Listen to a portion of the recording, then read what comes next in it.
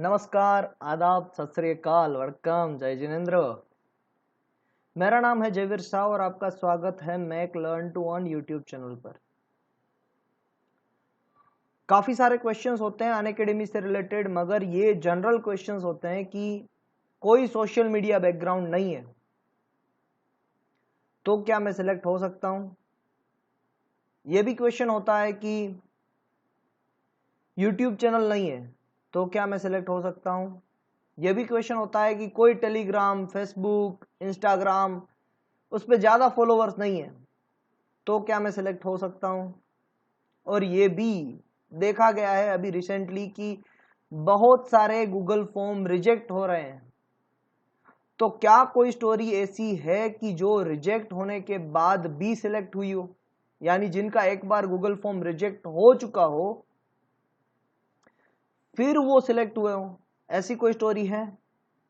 तो जी हाँ, 27 नंबर की स्टोरी, आज की सक्सेस स्टोरी एक ऐसी स्टोरी है जिनका गूगल फॉर्म रिजेक्ट हो चुका था और फिर से इनका सिलेक्शन हुआ है। क्या हुआ, कब से इन्होंने प्रोसेस की, क्या क्या रिजेक्शंस आए, वो सारी चीजें जानेंगे। मगर उससे पहले मैं बता दूं कि सक्सेस स्टोरी में क्यों बना रहा हूं। सक्सेस स्टोरी में इसीलिए बना रहा हूं कि लोगों को पता चले कि अभी रिसेंट प्रोसेसेस क्या क्या हो रही है अनअकैडमी की तरफ से। तो क्या रिजेक्शन कोई नहीं हो रहे हैं? रिजेक्शंस भी हो रहे हैं। तो हमें क्या करना चाहिए? अगर आपने अभी तक गूगल फॉर्म नहीं फिलअप किया है तो आप क्या करेंगे, अगर आपने गूगल फॉर्म फिलअप कर लिया है तो क्या करेंगे, लॉजिकल डिस्कशन करेंगे हम इसके बारे में। पूरे वीडियो को देखिएगा, बहुत ही इंपॉर्टेंट वीडियो है। एज पर दी करंट सिचुएशंस, एज पर दी करंट सिचुएशंस। और इनकी परमिशन लेने के बाद इन्होंने ही मुझे जो स्टोरी भेजी है, बिना कुछ काट जाट किए मैंने वही स्टोरी आपके सामने रखी है। और इनकी प्रोफाइल मैंने चेक कर ली है, ये अनअकैडमी पे एजुकेटर हैं। जनरल गाइडलाइंस क्या क्या है? जनरल गाइडलाइंस है, डेमो को क्लियर होने में लगते हैं 3 दिन, केवाईसी को क्लियर होने में लगते हैं 3 दिन मैक्सिमम, 5 लेसन्स को क्लियर होने में लगते हैं 2 वीक्स मैक्सिमम, गूगल फॉर्म को सिलेक्ट होने में लगते हैं 4 weeks maximum, and Google form select हो जाने के बाद जो कॉल आता है स्पीड टेस्ट के लिए और लाइव क्लास कैसे लेते हैं उसके लिए, उसको लगते हैं 1 वीक का टाइम। उसके बाद कॉल आने के बाद 1 वीक के अंदर आपका लाइव क्लास हो जाता है शुरू। तो चलिए आज की स्टोरी को शुरू करते हैं। आज की स्टोरी में इन्होंने डेमो दिया था 14 जून को, 14/6/2020। 15 जून को डेमो रिजेक्ट हो गया because hand written and all content in 1 slide. तो यहां से 2 चीजें सीखने को मिली। एक तो हैंड रिटन कंटेंट मत करिए, पीपीटी बनाइए, पीपीटी को बाद में जेपीजी इमेज में सेव कीजिए और वही चीज को अपलोड कीजिए। और दूसरी चीज, एक ही स्लाइड में सब कुछ नहीं बनाना है। अगर एक स्लाइड में बना रहे हो तो जूम ऑप्शन का आपको यूज करना पड़ेगा बहुत प्रिसाइजली, जूम का, जिससे आपका स्क्रीन जूम हो जाएगा। मगर हम 3 मिनट की बात कर रहे हैं, इतने सारे फंक्शंस हमें यूज नहीं करने हैं। तो हम कहते हैं कि एक स्लाइड में मत बनाइए, 3 स्लाइड 4 स्लाइड आराम से रखिए। बड़े बड़े जो एक स्लाइड का कंटेंट है उसी में से निकाल के 3 स्लाइड बनाइए ताकि आप अच्छी तरीके से समझा पाओ। Next, 15 June second time demo applied, demo and make 4 slide. अभी इन्होंने 4 स्लाइड बनाई और पीपीटी बनाई। 16 जून रिजेक्टेड, ओके अभी पीपीटी नहीं बनाई है, rejected due to hand written and background noise. फिर से रिजेक्ट हो गया second time. Third time applied, third time with half hour got selected because this time used PPT and 5 slides without background noise। 17 जून को इनका आधे घंटे के अंदर डेमो सिलेक्ट हो गया क्योंकि उनके बैकग्राउंड में कोई नॉइज नहीं था। उन्होंने पीपीटी को जेपीजी इमेज में कन्वर्ट करके फिर अपलोड किया था और हैंड रिटन नोट्स नहीं थी। और 5 स्लाइड बनाई थी। नेक्स्ट, केवाईसी डॉक्यूमेंट अपलोडेड 23 जून को। 24 जून को KYC verified and ask for 5 lessons. तो अभी तक हम देख लेते हैं कि डेमो को क्लियर होने में 3 दिन लगते हैं। 17 जून को इन्होंने डेमो दिया और आधे घंटे में सिलेक्ट हो गया, यानी 3 दिन के अंदर अंदर सिलेक्ट हो गया। केवाईसी डॉक्यूमेंट 23 को दिए, 24 को अप्रूव हो गए, यानी 3 दिन के अंदर अंदर अप्रूव हो गए। और अब 5 लेसन्स ये करने वाले हैं। 5 लेसन्स इन्होंने 29 जून को अपलोड किए हैं 5 लेसन्स। तो 29 जून से 31 जुलाई, 2 जुलाई, 31 जुलाई, 2 जुलाई, 3 जुलाई, 4 जुलाई तक इनके 5 लेसन्स 5 दिन हुए हैं। अब देखते हैं 14 डे तक, 14 विदिन 14 डे 5 लेसन्स वेरीफाई हो जाते हैं। तो 29 जून से लेके मैं समझता हूं कि 10 जुलाई तक इनके 5 लेसन्स अप्रूव्ड हो जाने चाहिए। देखिए 9 जुलाई को इनके 5 लेसन्स अप्रूव्ड हो गए, यानी well with in the time limit 14 days के अंदर ही।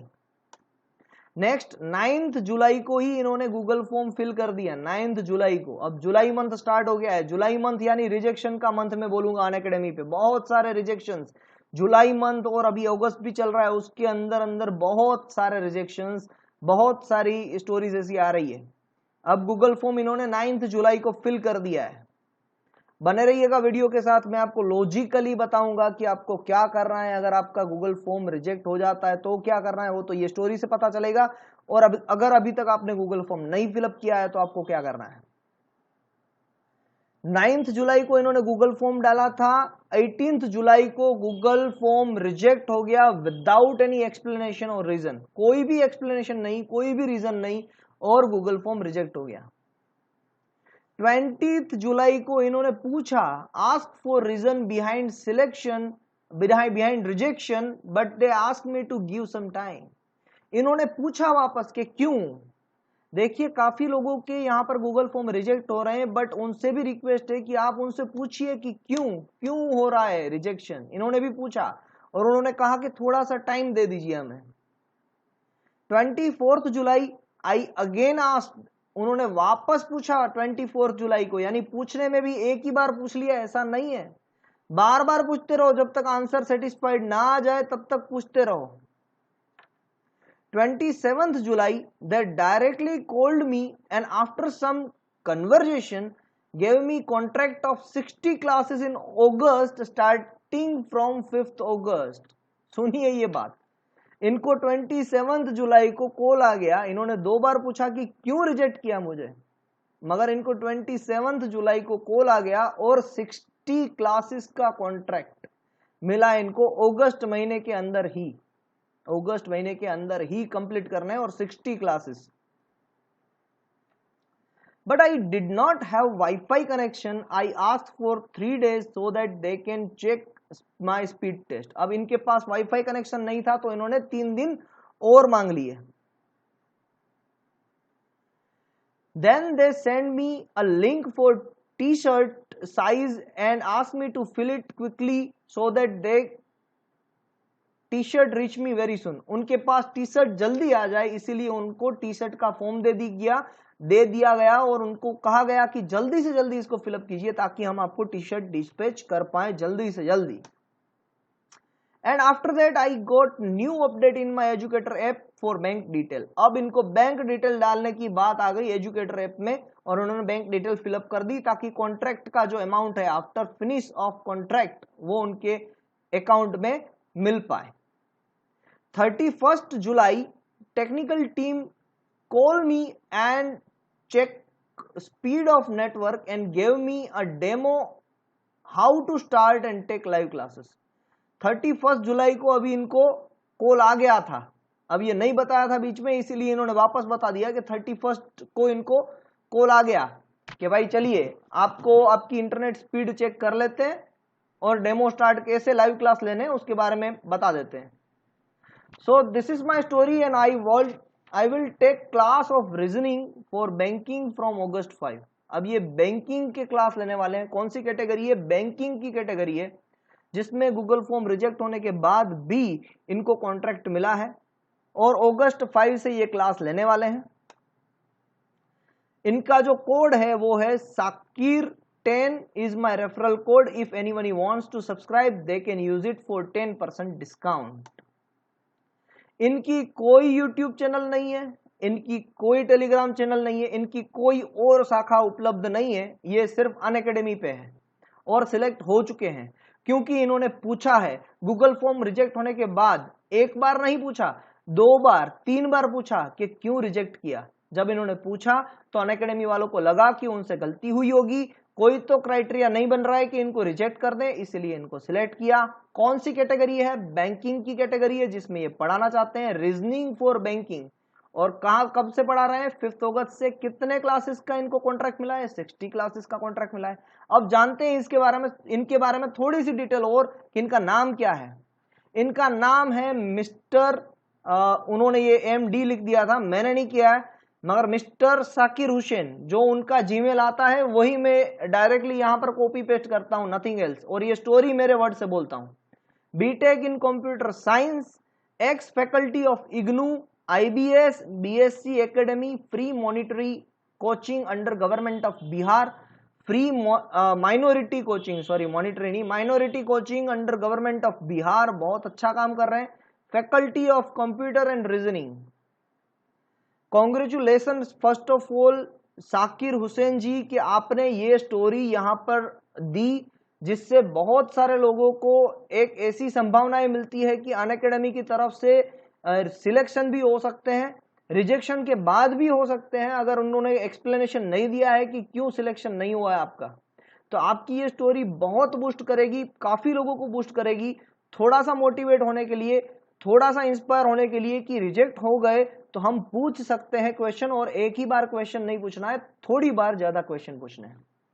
अब मेरी बात ध्यान से सुनिएगा, जिन लोगों ने अभी गूगल फॉर्म सबमिट नहीं किया है और 5 लेसन्स कंप्लीट कर लिए हैं, KYC कंप्लीट हो गया है, डेमो कंप्लीट हो गया है, उनके लिए पहली मेरी बात, देखिए जो नदी होती है ना वो उसी बहाव में बहती है। अगर आप नदी के बहाव में चले जाएंगे ना तो आपकी नैया पार हो जाएगी।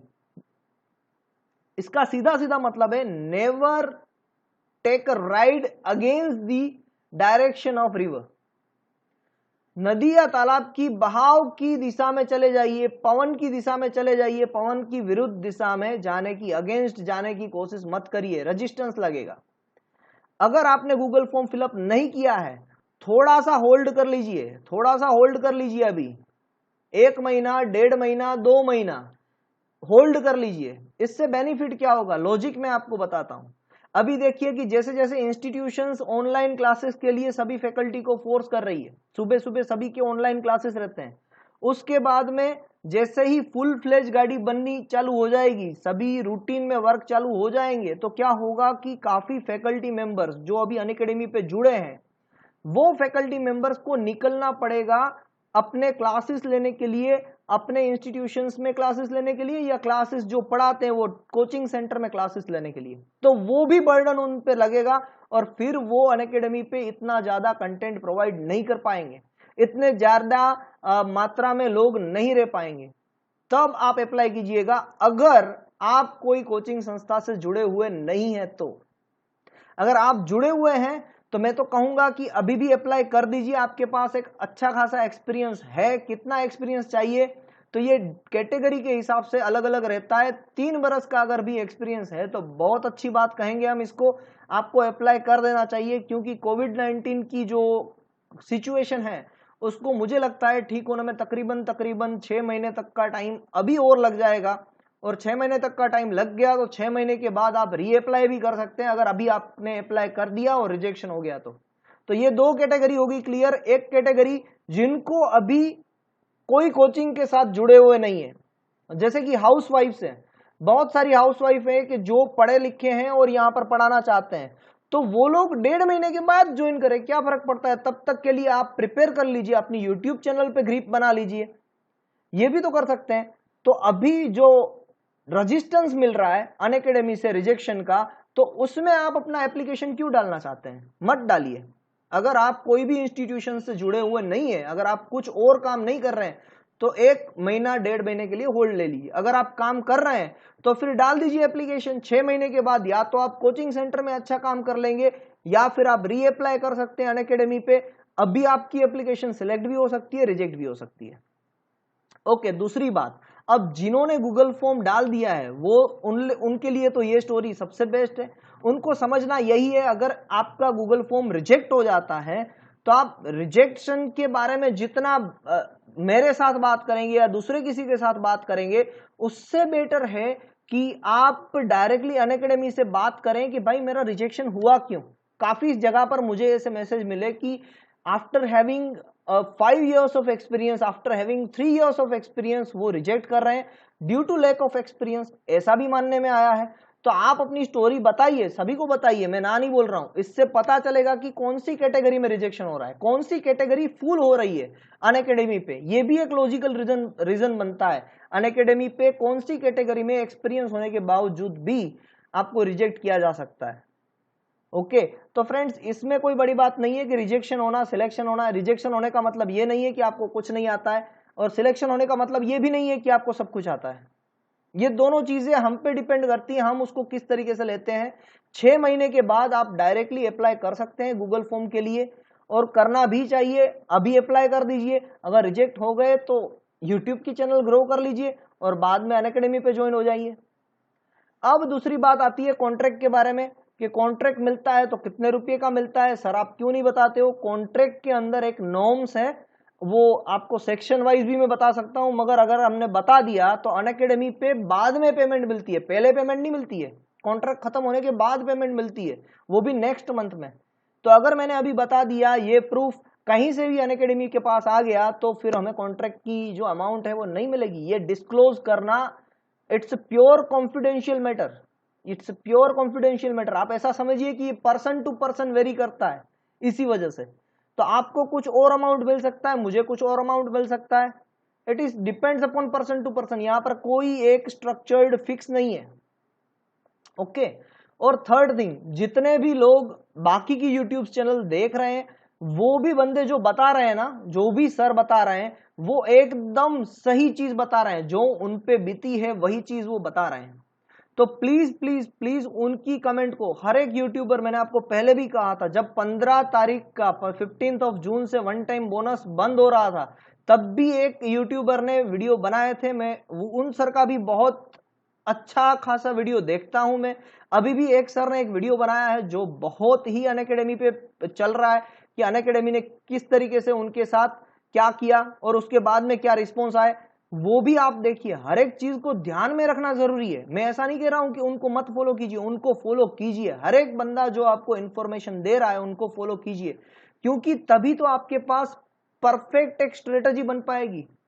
इसलिए मैं अभी कह रहा हूं आपको, अभी का जो मेरा कंक्लूजन है वो ये है कि अनअकैडमी पे इनिशियल कॉन्ट्रैक्ट आपको नहीं भी मिल सकता है। काफी कम लोगों को इनिशियल कॉन्ट्रैक्ट मिल रहा है पहले 10 क्लासेस के लिए, सुनिएगा बरोबर, बाकी लोगों को नहीं मिल रहा है। दूसरी चीज, अनअकैडमी को कभी भी मेन बिजनेस समझ के मत करिए, यानी पूरा टाइम अनअकैडमी पे डिवोट मत कीजिए। आप देख रहे हो कि मैं डेली बेसिस पे यूट्यूब पे भी वीडियो बना रहा हूं और अनअकैडमी पे भी वीडियो बना रहा हूं। तो अनअकैडमी पे हो सकता है कि कल सुबह कोई नई पॉलिसी आ जाए तो आप वहां से निकल जाओ तो आपकी यूट्यूब चालू रहे। ऐसा भी हो सकता है कि यूट्यूब पे कोई नई पॉलिसी आ जाए तो यहां से निकल जाओ तो अनअकैडमी चालू रहे। तो हर बार थोड़ा सा स्ट्रेटेजी बना के चलिए। आपकी इंस्टीट्यूशन, आपकी अनअकैडमी और यूट्यूब चैनल, ये तीनों की तीनों पे आपकी ग्रिप होनी चाहिए। ये तीनों जगह से आपको इनकम जनरेट मिल सके, इनकम हो जाए आपके तैयार, ऐसी आपकी चीज होनी चाहिए। तब जाके आपके पास एक रेवेन्यू का सेटिस्फाइड सोर्स होगा और फिर आप सरवाइव कर पाएंगे। तो इतनी मेरी तरफ से आपको गाइडलाइन है। अगर अच्छा लगा है तो लाइक, शेयर और सब्सक्राइब करना ना भूलिए। मगर हर एक यूट्यूबर जो भी बता रहा है उनकी बात को ध्यान से सुनिए और उनकी बातों से आपको क्या डिसीजन लेने हैं उसके बाद भी सोचिए, उसके बारे में भी सोचिए। Thank you very much and have a nice day.